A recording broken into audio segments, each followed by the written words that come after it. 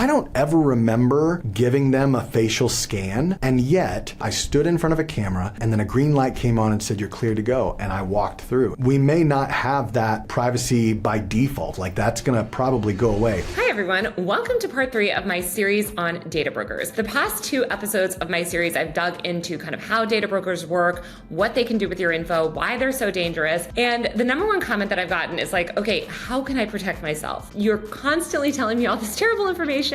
What do I do with it? How can I even protect myself? So I spoke to 2 of the top security experts on the internet. They're both amazing content creators. John Hammond is a longtime security expert and consultant, and Josh is the founder of All Things Secured. They're both amazing YouTubers, and I think you should really check out their channels as well, where they have tons of privacy tips and more. But today we're gonna break down how you can protect yourself in a safe and sustainable way from data brokers, hackers, any of the many threats that I'm constantly covering on this channel. Also, I filmed this video like over the course of a month in several different locations, so just ignore the fact that my outfit is sort of constantly changing throughout.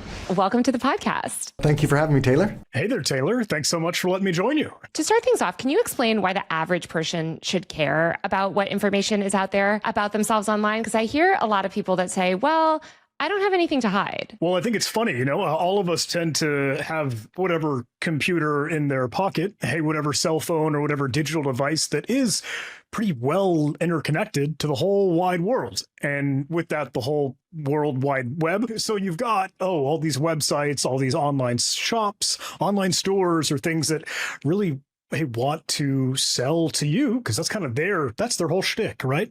So your info, your information, your data, what your interests are, what you like to do, your passions, all those things, even if you don't consider them secret, or, it's nothing to hide, well, it could still be something, not to say used against you for right or wrong reasons, but it's still floating around out there without a doubt. And it's a natural response from a lot of people. And I remember Edward Snowden once said, you don't just take away free speech just because you don't have anything to say right at that moment. And I think it's a very similar idea here with privacy, where you don't want to give up your privacy just because right now you don't think you have anything to hide. Because once that's given up, it's almost impossible to claw all that back. I remember back in the days when MySpace and like the internet was very young, and people started throwing anything and everything about their personal lives on MySpace and Facebook, not realizing what they had done.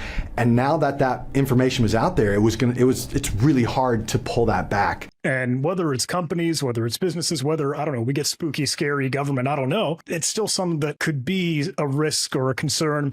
Maybe someone will raise their eyebrow when they think, I didn't expect that info to be that public. And where is this data being collected? You mentioned websites, and I think a lot of people feel safe on their Apple devices. They think, well, Apple is such a security-focused company. It's so focused on privacy. So, I've seen people that might be a little bit more cavalier on their phone than the stuff that they would access on like their computer. Yeah, where is stuff being collected? Is it happening as often on your phone as your laptop? Like, where are they harvesting all of our information from? To be honest, short answer is yes. Kind of the asterisk, sort of answer E, all of the above. Really, whenever you get a chance to interact with probably sites that you're most used to, again, whether it's social media or online shopping, like sure, we could pull Amazon or pull Facebook or whatever example we kind of want to pull out of the sky. Again, that's all to, really open the door so that they could use that information to give you more content or more ads in some cases, or more material that is tailored and purpose-built for you. And with that, they will share that around, sell it with other vendors, with other websites, with other orgs that will then do the same thing. So you get to a point where your info and your data is sort of a kind of currency.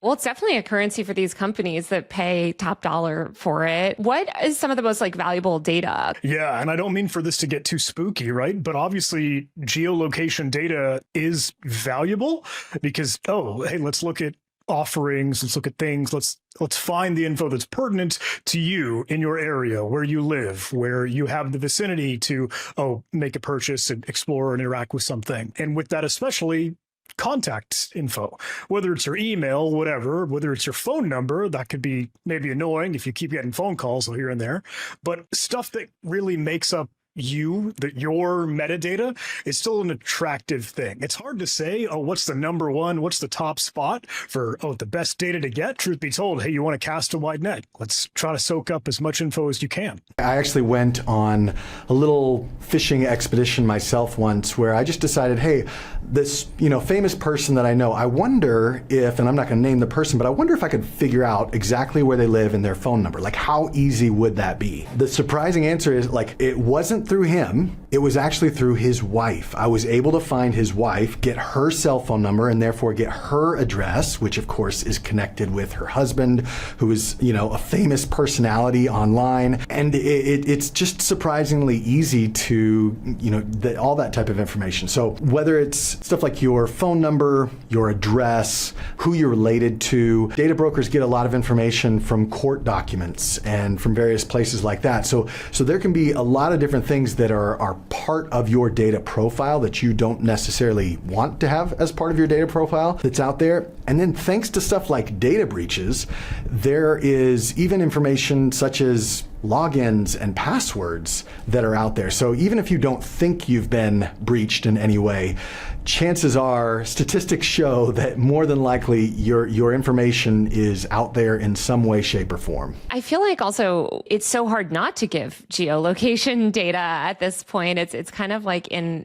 everything. When you look at sort of like a daily person's like internet use and how they're navigating the technology in their lives, where do you see the most exposure? Where are the places in our lives that are harvesting the most data? Because I feel like not only are we using cell phones and laptops, but a lot of us also have like smart devices that collect data, or, like refrigerators, and even, I guess, washing machines have screens on them now. It seems like everything is kind of like harvesting information about us. Everybody has their own risk profile. Like, what is it that you're protecting against, and what is it that you're most worried about? So for me, I had the choice, I remember, of replacing my garage door opener, and one was just a radio garage door opener, and one was the Wi-Fi, where I could literally be across the world on my phone and open my garage door. And I just personally wasn't comfortable with that. Now, I don't judge you, Taylor, if you decided that you wanted a Wi-Fi enabled garage door opener on yours, but my risk profile and what I was comfortable with, just that wasn't it. And I think that's one of the things that we all have to kind of take into account for ourselves is,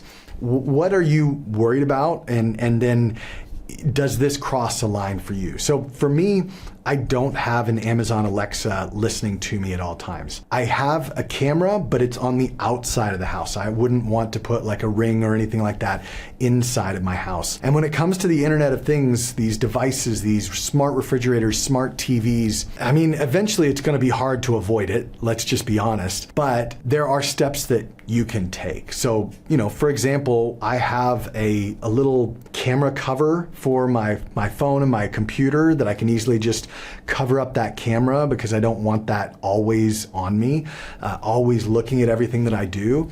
And then, if there are other things that I can control within my home environment, I want to make sure that I've got as much privacy in my home as I possibly can. But I think the foundational answer here for me is, it's really a subjective answer that it depends on every single person. That's going to be a little bit different for everyone. Yeah. And I don't mean to be as, doom and gloom, right? No, let's be doom and gloom and scare people, because I think people need to care about this. Look, I guess it boils down to where you have an account. And I know that kind of blows the doors off, because you have an account for everything. And I don't mean, again, just all the website stuff. I don't mean to be beating a dead horse, but think a lot about, hey, stuff that ties to your identity for just how you live and operate in the world. So if we're putting in, one entity, one player in our cast of characters here, data brokers are the ones that do most often this work of buying and selling and collecting that info. But they might source info, not always from the Facebook or Amazon or whatever equivalent we were chatting about. Keep in mind, there are also so many public records that just have to be out and about. Whether that's your property that you own, or your DMV info for your car, your vehicle registration, et cetera, et cetera. Commercial sources, right? Third-party trackers, a lot of those things that, again, boil down to, apps selling that info, et cetera. You don't always think about how many of those different outlets there are, but there are a lot. So there is risk there without a doubt, but you really have to make the call. Is it a risk for you? There are a lot of different data brokers, like most internet companies have turned into data brokers. But then you have like this niche industry that started with like the yellow pages. Taylor, do you remember, like, did you ever have like the yellow pages in your house? When I was a kid, we had the phone books. Yeah, like I vaguely remember having that like physical thing, which I guess had everyone's phone numbers in it. It did. It had everyone's phone numbers and sometimes even their addresses. In addition, if it was a local phone book, like it would have the address of the person, like if it was a neighborhood phone book or a citywide phone book, like it depended on the phone book. But the difference there is that this was pre-internet and it was very localized. The industry has been around for a long time. The problem is the internet has allowed that industry to gather and spread that information to every corner of the world. Well, also, I mean, I feel like our data is also collected by nefarious means, right? I mean, whether it's like a spammy app or like hacking. And so I want to kind of like dig into some of the maybe the more creative ways that you've covered that people will harvest data or get into people's accounts. Well, let me do a quick crash course, if I may. I'll admit I'm kind of a nerd. I'm a little bit of a geek. I like to do a whole lot of that cybersecurity research. So for my day job, for stuff that I tend to chase, it's looking at malware. It's trying to chase hackers. So you get to the easy, I don't know, conclusion. Oh, you're talking about like phishing emails and things that will lure or trick or deceive a victim to enter their password or a lot of their info. I know that's one aspect, but there's this thing that us nerds and geeks tend to chat about a lot, really, because it's kind of running rampant, are these things called like info stealer malware. And it does exactly what the name suggests, or hey, it's something that runs on your computer or on your phone after you've fallen for some scheme or scam or ploy that's kind of going to be, hey, digging along in the dumpster, trying to track down what are all the corners and crevices of this computer or this device where we can find, sure, passwords, but even the other things that you might have saved are cached, like the autofill info for your address, like if you're making a purchase online, or your banking info or your credit card info, or anything that you might have saved, like, oh, cookie information for websites you visit, sessions that you browse in your web browser, and they collect even more than that. Hey, can we get your IP address? Can we see the size of your screen? Can we know what operating system, even what antivirus software you're running? They'll try to collect, just as we're talking about, as much info as they can. Well, I feel like all of us, at least like millennials and younger, are aware that you can get viruses through like MP3s, I guess, because we downloaded a lot of like Napster. I don't know. I probably downloaded so many viruses to my computer back in the LimeWire days. Exactly. Yeah. But I mean, they can sort of travel through any file, right? Yeah, there are, of course, pockets where things aren't quite as easily weaponized, I guess is the word that I'll use, but some that you can kind of bundle together. You mix and match and you make something that is unexpected, really esoteric, and those are always the tricks that hackers and malware developers have up their sleeve. Well, I want to talk about like who's buying the data actually. And I'm curious like how much insight you have into that. Like who are these companies that are buying it? Because I think obviously we know advertisers and everybody is familiar with the concept of like a targeted ad and they've, somehow gotten a hold of your data and they're selling you something on Instagram. But are there any kind of other people buying data that people might be surprised by? I mean, I think that one, anybody can go on and buy it. Like I can go on to whitepages.com and see if I could find Taylor Lorenz and buy your information that would potentially include past addresses. Now, I believe that you've had yours scrubbed, but like if that was the case, then you could buy that. Just a regular person could do that. Yes, advertisers, most of the time we think about that from the perspective of just like companies online that are trying to, advertise to you through Facebook or Google. But really, even the things that you get in like the mail, the junk mail that you get, that is usually somebody going to a data broker and saying, hey, I want to get the addresses for everybody in this zip code that has bought a car in the past year and is between the ages of 40 and 60 years old. They can narrow down all of those filters and buy a list off of these data brokers. Now, there might be plenty of other types of people that are buying this data, but I'm not exactly sure who that would be. But I know that there's plenty to keep a lot of these data brokers in business. Can you talk a little bit about like cookies and what that means? Because I feel like increasingly we're seeing, and maybe this is because of GDPR and other sort of tech legislation abroad, because we're certainly not cracking down on data privacy here, I think. But you see this like prompt to accept cookies. What does that mean? Say when you were to visit a website or you're to go online, maybe you're going to Amazon, hey, you wanted to purchase whatever item, some online shopping. So, hey, you'll try to log in, you'll sign in to your account, say you are who you say you are because you're at this address and you want all the mail and the packages delivered to you. Well, it's like you're kind of walking up to this website. You're wearing like a, hi, my name is name tag. But every time you try to load a page or click next to see another listing of items, the website still needs to keep track of who you are. So that's why you're wearing that hello, my name is name tag, right? It keeps track of your identity and your account and your session. So you can think of that name tag as a cookie. I know it sounds weird, but those are the nerd and geek techno babble to use that idea and concept. So if any hacker or threat actor could kind of get their hands on those cookies or that name tag, they get to impersonate you. They don't even need your password or your two-factor authentication because, hey, you're wearing the name tag. The websites trust that you are who you say you are because it says that.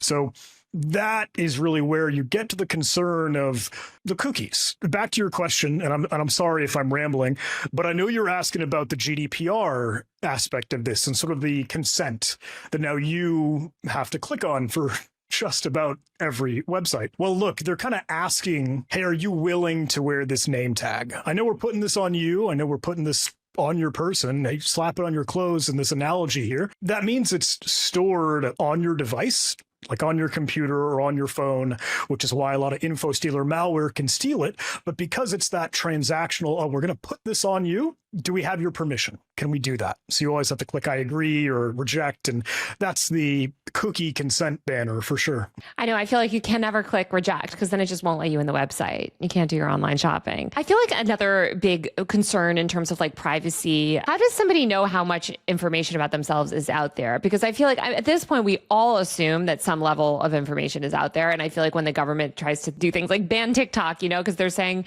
data privacy, everyone's like, give me a break. Like everyone has our data. China has our data. Facebook has our data. Any company in the world has our data. But I feel like, I don't know, maybe that's a little nihilistic. Like, is there any data that they might not have? Like, how can we get a sense of how exposed we are? Well, this maybe sounds a little too easy, but I think it is just kind of scratching the surface. It's kind of the tip of the iceberg. But really, genuinely, try to Google yourself. Like research your name, look up, okay, what's the easiest first, like low-hanging fruit? What is anyone just trying to do some research and investigate me? Just have readily available. What info is out there? If you go and look up yourself and maybe even your address or your phone number in Google, you might find some of these data brokers that have your information.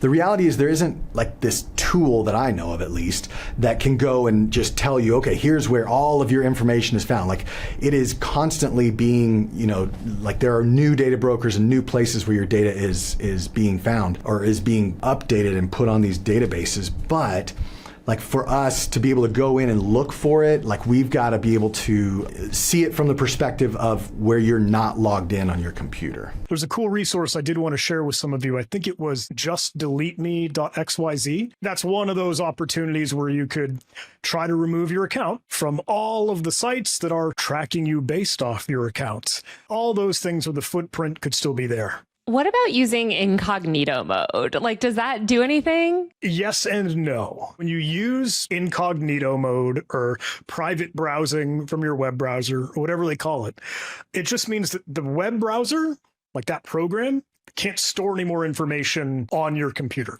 So they can't put the name tag on you for, hi, my name is.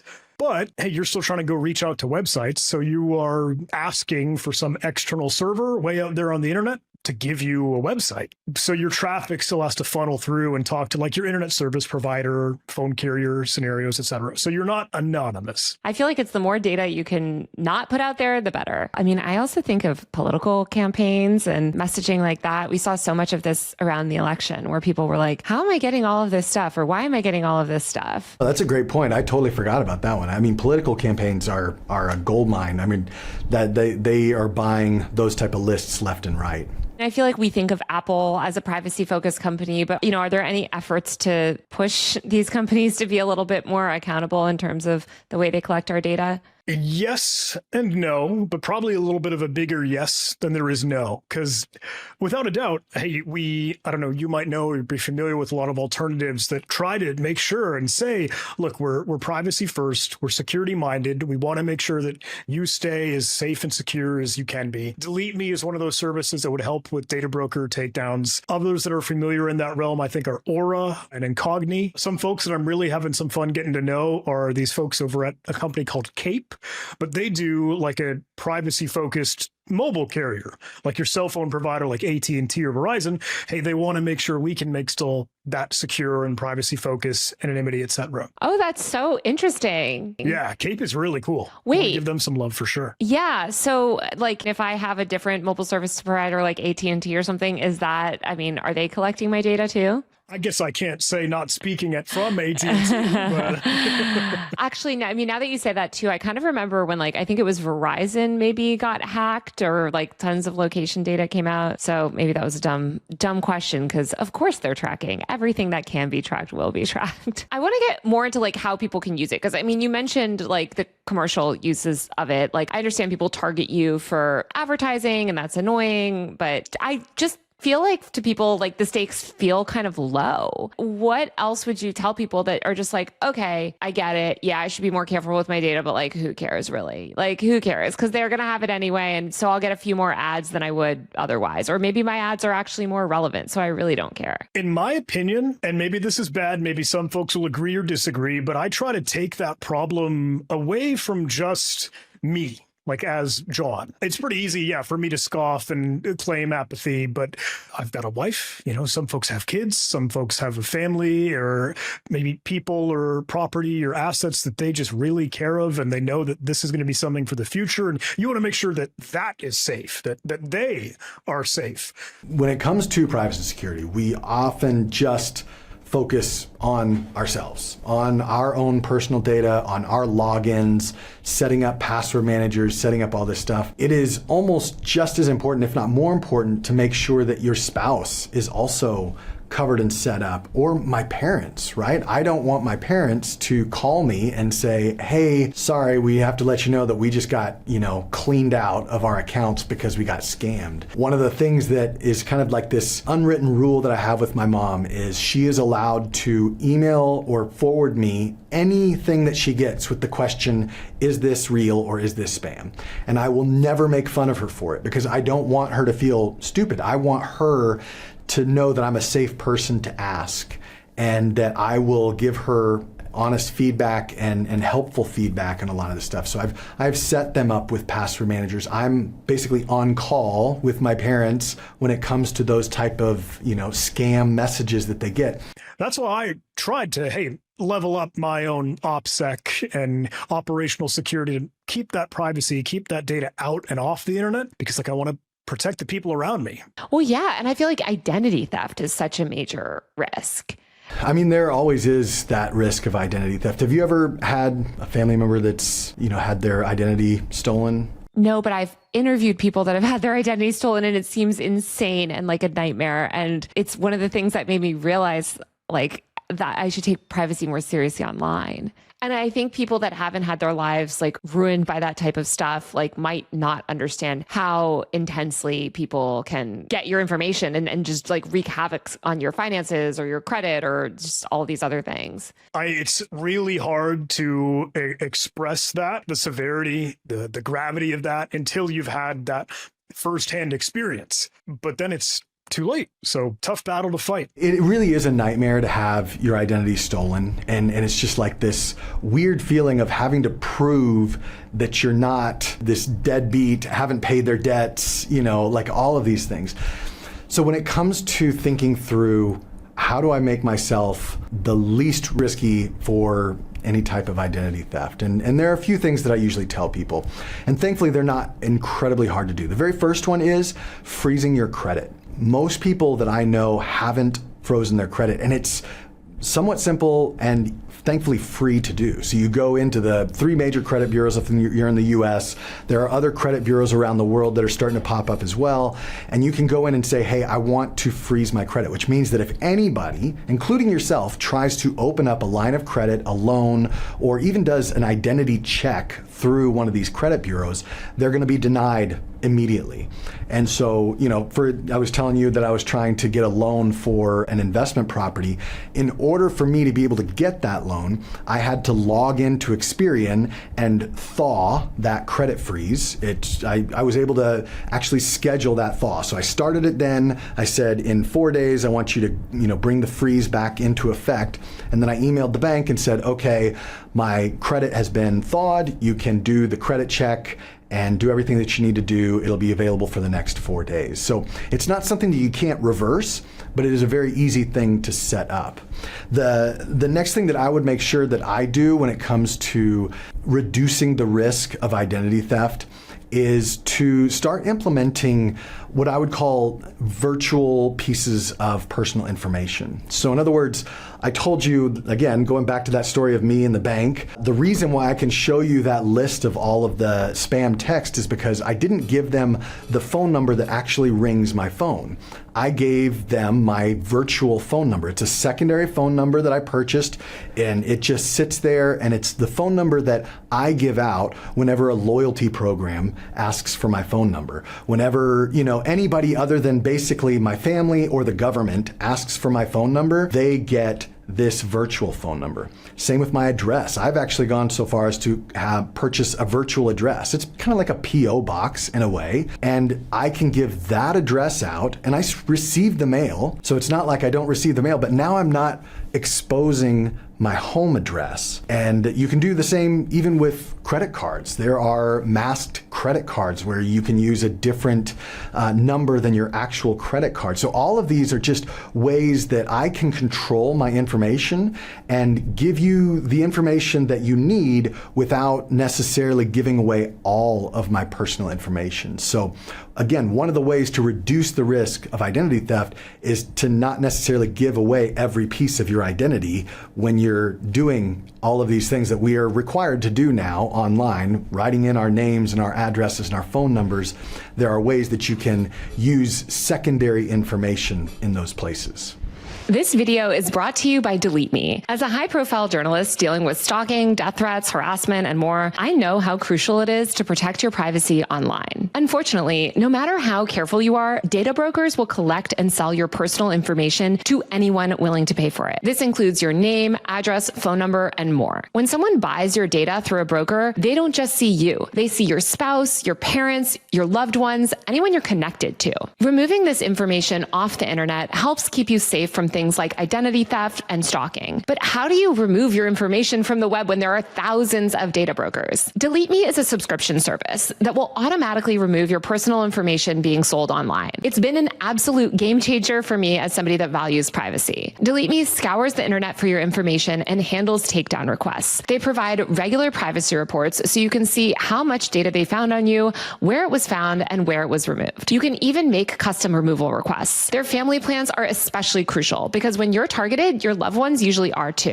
Get 20% off Delete Me consumer plans when you go to joindeleteme.com/Taylor20 and use promo code Taylor20 at checkout. That's joindeleteme.com/Taylor20 and use code Taylor20 at checkout. Don't wait until it's too late to safeguard your privacy. Make sure your data and your families stays protected. I think most people, when they think of privacy, they think of changing their passwords. How much does changing your password make a difference? Like if all of this data is being collected on you and you're sort of at risk so much, is it really worth it to spend that extra time and use a password manager and try to take those steps? So yes, 1,000%.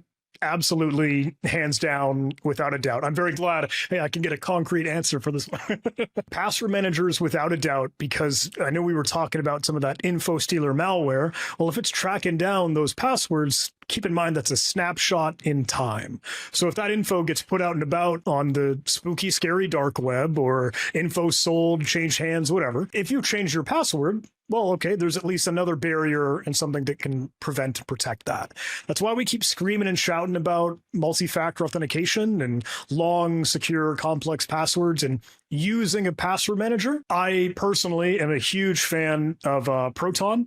They're another, kind of privacy forward or privacy first company and spot that really, really wants to make sure your anonymity and secure.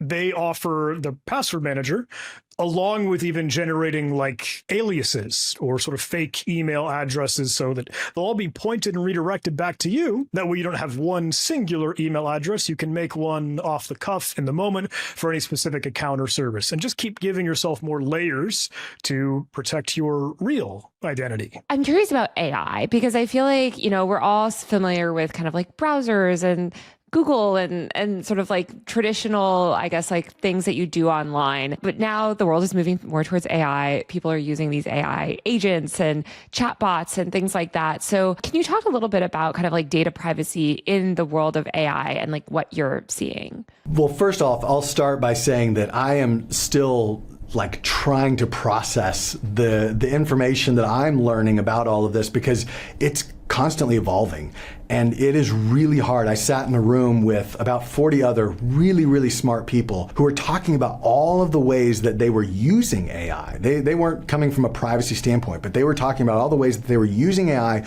within their business. And it was almost overwhelming to me just because it's like, wow, this wave is so big.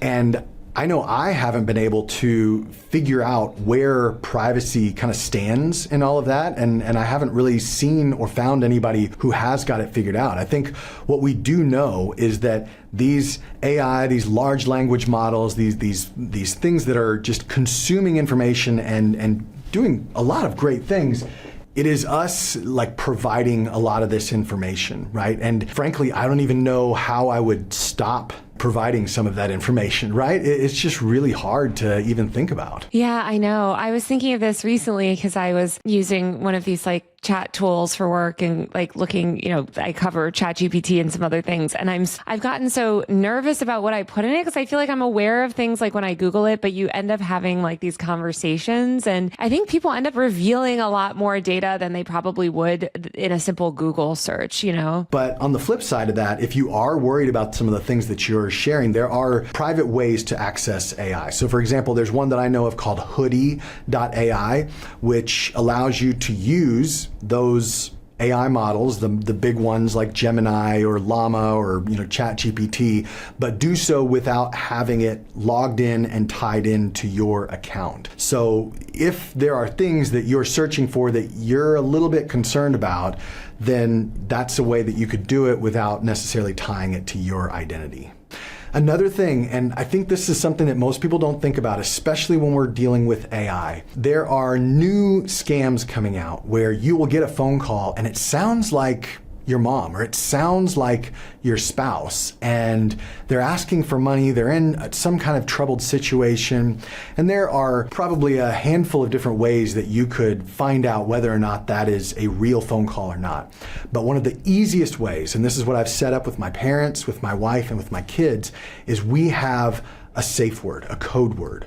And this is the word that no AI is gonna know. It's just if somebody calls me, if my wife calls me and she says, I am in trouble, I need you to give me money right now, and say, hey, what's our code word? She can say it. I'm like, okay, all right, well, then I know that this is a legitimate concern. This isn't something I need to be worried about.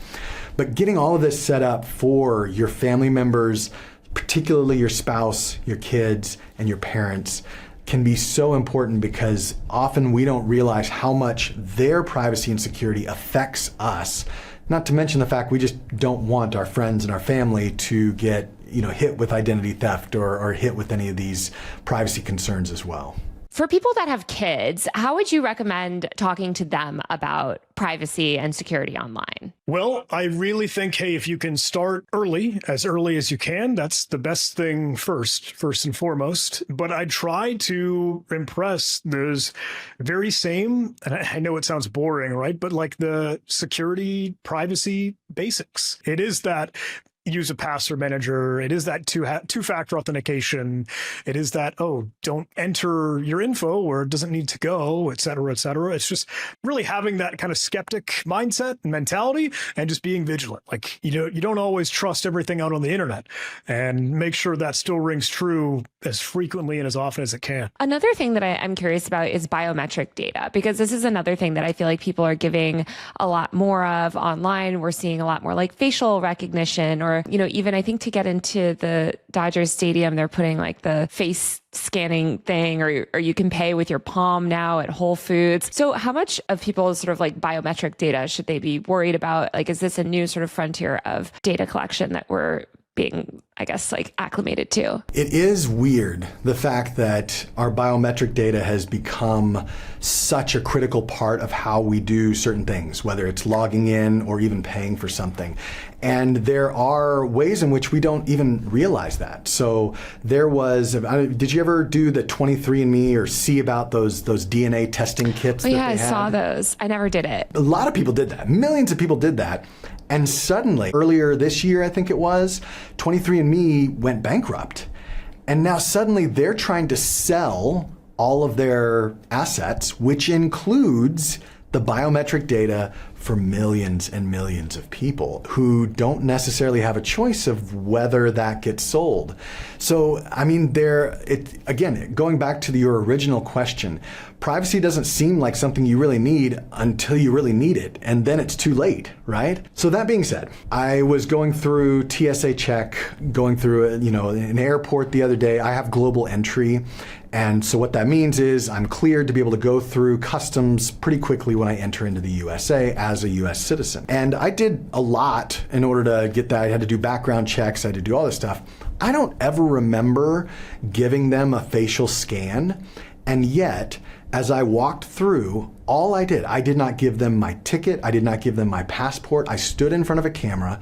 It gave me about 1 second, and then a green light came on and said, "You're cleared to go." And I walked through, and it was like, what just happened? Like, that is kind of, yes, very convenient, very nice, but I don't remember giving permission to have my biometric data. And I think when it comes to stuff like the government, we may not have that permission base or like privacy by default. Like, that's going to probably go away. When it comes to private companies, like I think you mentioned, a grocery store chain or something else where you could use your biometrics, I would be a lot more hesitant to do something like that. Like, personally, I'm happy using my Face ID or my fingerprint back when that was a thing to open your phone, but mostly because I trust, and hopefully this is well-grounded trust, but I trust when Apple says or when Google says that your biometric data stays on the device. It doesn't get uploaded to their servers. So anytime that check happens, that Face ID check, it is being done on the device itself. It's not being sent anything to Apple's servers. So I'm a little more okay with doing it on my personal device, but you're right to be worried about, like, hey, how much of this biometric data is safe to give out? I would say as little as you possibly can, especially when we're dealing with private companies. Yeah, I think it is this constant trade-off between convenience and privacy. Because, you mentioned the TSA, and I try to opt out of that face scanning thing because it stresses me. I just don't like having my face scanned in the airport anyway. But, it is convenient. And especially I could imagine at a sporting event, right? If the option is to wait in line and scan your ticket or just be able to walk through and scan your face, you want to get to your seat, like you're going to make these little trade-offs that you don't think about until, like you said, a company goes bankrupt, or that information is increasingly too, as we've seen with like some of the immigration crackdowns here in the US, like they're using private data to try to determine where people are, like really in relation to like for immigration reasons or things, like it seems kind of like a liability. I feel like we've talked about so many different topics, in this conversation, but if there is one thing that you want people to take away regarding data privacy and cybersecurity, what is that one takeaway you want people to have? I would really, really encourage folks to sort of take inventory. And I don't know if that sounds weird, but when I said it, and I really mean it, try and Google yourself. And I know that's just scratching the surface. I know that's just the tip of the iceberg, but see what you find, see what's out there, and then think about, some of the other services or websites or apps that you use. Maybe look at the attack surface, so to speak, on your phone, on your computer. Make a list, take inventory of where is your digital fingerprint, and then try to contain that. So later on down the line, if there is, something hits the fan, hey, you limit the blast radius the best you can. Thank you so much for joining me today. Where can people continue to follow your work? Yeah, well, I have a weekly newsletter that I put out. It is at allthingssecured.com/newsletter, or one of my favorite places is on YouTube, where you can find me at All Things Secured. Well, hey, Taylor, this was a sweet treat. Thank you so much. I'm a big fan of your work, and it was really an honor for you to reach out and for us to get a chance to chat. But look, if anyone wanted to tune into what I'm up to, look, I've got all the silly YouTube content, social media, online stuff. YouTube is kind of the main platform for me, but Twitter, X, LinkedIn, you could track me down. Just my name, John Hammond, and you'll see my ugly mug, stupid red hair, and you'll find me there. Awesome. Thanks so much for joining. Thanks again to Delete Me for sponsoring this video. To get your data removed from the internet, check out joindeleteme.com and use code Taylor20 at checkout for 20% off. All right, that's it for this video. Please hit the Patreon link below to support my work, or you can buy a paid subscription to my Substack newsletter, UserMag. That's usermag.co, usermag.co, or the Patreon link below. Every single dollar helps. I'll be back later this week with even more content. Thanks so much for watching.